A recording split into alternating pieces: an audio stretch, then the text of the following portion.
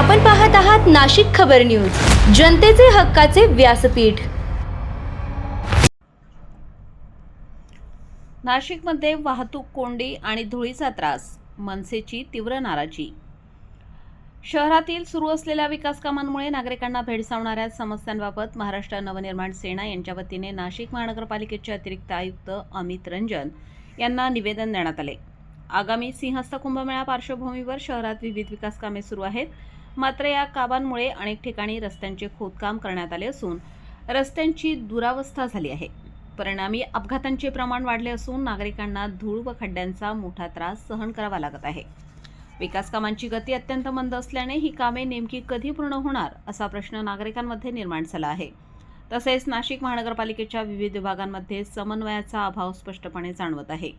अनेक ठिकाणी सूचना फलक, दिशाफलक तसेच सुरक्षेच्या उपाययोजनांचा अभाव असल्याने अपघातांची शक्यता वाढली आहे। वाहतूक विभागाशी समन्वय नसल्यामुळे शहरात मोठ्या प्रमाणात वाहतूक कोंडी होत आहे। खोदकामादरम्यान अनेक ठिकाणी पाणी पुरवठा पाईपलाईन फुटून लाखो लिटर पाणी वाया जात असल्याचेही निदर्शनास आले आहे। दरम्यान वाढत्या उन्हामुळे आणि वृक्षतोडीमुळे शहरात पाणी टंचाईची समस्या गंभीर बनली असून नागरिकांना पाण्यासाठी भटकंती करावी लागत आहे। नाशिकच्या इतिहासात प्रथमच इतकी तीव्र पाणी टंचाई निर्माण झाल्याचा आरोप मनसेने केला आहे।